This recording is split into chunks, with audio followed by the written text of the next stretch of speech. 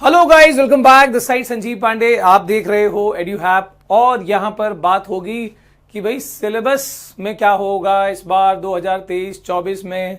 ठीक है, कई बच्चे इसी सिलसिले में पढ़ाई शुरू नहीं करते हैं कि जब सिलेबस आएगा तब से पढ़ेंगे। ठीक है, या फिर अगर ये चैप्टर पढ़ लिया और सिलेबस में नहीं रहा तो वेस्ट हो जाएगा, है कि नहीं। तो जो भी बच्चे 10वीं में आके ऐसा सोचते हैं वो अंत में जाके बहुत परेशान होते हैं, because they will not get the advantage of early mover. ठीक है, शुरुआत में ये जो समय होता है ना, इसको कहा जाता है, एवरी ईयर आई से दिस। ठीक है, अभी मैं 11th वालों को भी बोल रहा था वही चीज कि this will be your booster period. और मेरे जो बच्चे अभी 10वीं से 11वीं में जा रहे हैं ना, जरूर उसमें से काफी बच्चे इस वीडियो को देख रहे होंगे जिनको नॉस्टैल्जिया हो रहा होगा एज। तो आप लोग कमेंट करके अपने जूनियर्स को, ठीक है, जो अभी 10वीं में पधारे हैं, उनको आप कमेंट करके और अपनी जो पूरी फीलिंग्स है ना बता देना कि भाई शुरुआत में अगर किसी ने नहीं पढ़ा या कम पढ़ा तो उसका क्या डिसएडवांटेज हुआ या कितना मुश्किल हुआ। अपने एंड में भले संभाल लिया हो अगर, लेकिन अपने जूनियर्स को जरूर बताना इस चीज को। ठीक है, coming to the syllabus part कि भाई इस बार क्या सिलेबस होगा। अब ये सिलेबस है ना आपका, मतलब उसमें ना देखो 1 महीना भी लगता है उसमें, मतलब हो सकता है वो 10 दिन 15 दिन या 1 महीने के आसपास में आ जाए।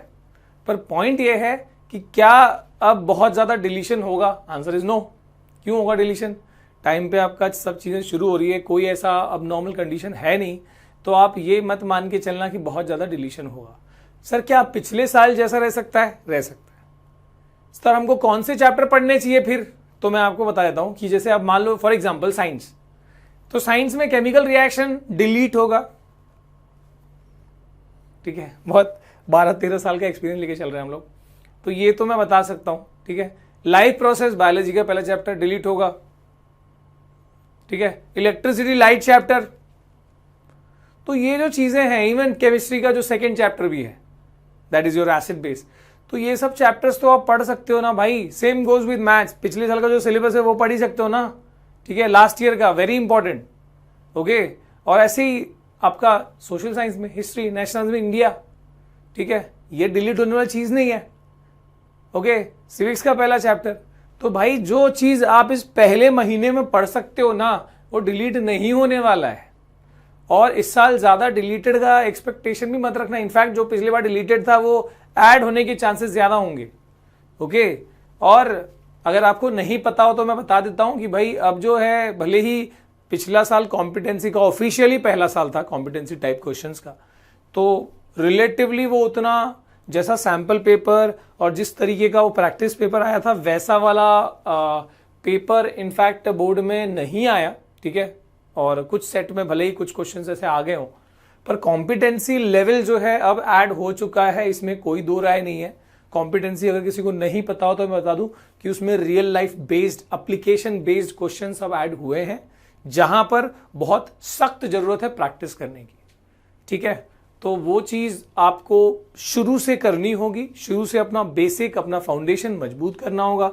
और जो बच्चा जितना जल्दी अर्ली स्टार्ट करेगा, हालांकि अब मैं अर्ली नहीं बोलूंगा, this is the actual start, पर ये जो शुरू के 1.5 महीने 2 महीने जो होंगे ना, this will be the determiner कि आपका फाइनल एग्जाम में आप कितने कंफर्टेबल तरीके से अच्छे स्कोर कर पा रहे हो और कितना कॉन्सेप्ट्स को क्लियर कर पा रहे हो, नॉट ओनली स्कोर्स, राइट। तो मैं ये चाहूंगा कि ये न्यू सिलेबस 2023-24 का इंतजार बिल्कुल ना किया जाए।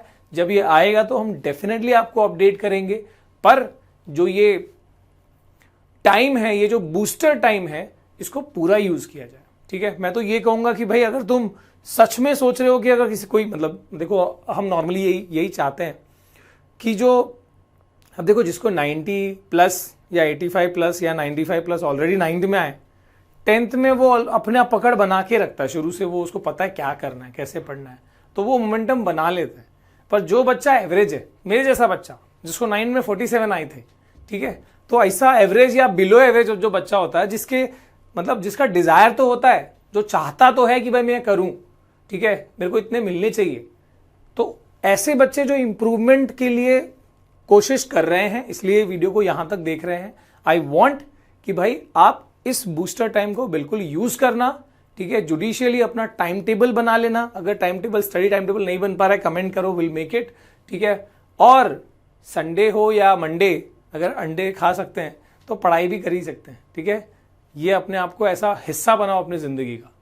ओके, और ज़्यादा स्ट्रेस लेने से कुछ नहीं होता। ठीक है, स्ट्रेस तो वैसा अब नहीं आएगा, अभी नहीं पढ़ोगे तो बाद में आएगा, बट वो अभी से अगर तुम कंसिस्टेंसी रखोगे ना, हर दिन थोड़ा थोड़ा थोड़ा थोड़ा थोड़ा, तो वो बहुत बड़ा बन के आपको एग्जाम के टाइम पे दिखेगा। जब आप बोर्ड्स में पहुंच रहे होंगे, जब कॉम्पिटेंसी क्वेश्चंस आएंगे आपके लिए, कोई भी, चाहे सैंपल पेपर हो सीबीएसई का, चाहे प्रैक्टिस पेपर हो, चाहे बोर्ड का एक्चुअल पेपर हो, आपको आसान लगेगा।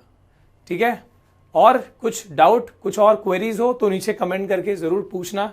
ठीक है, happy to answer it.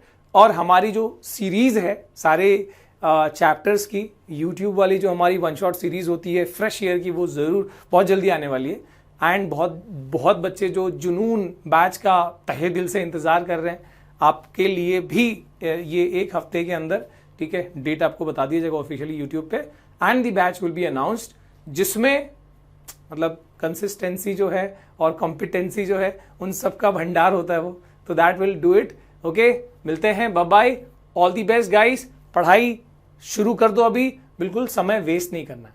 Bye bye.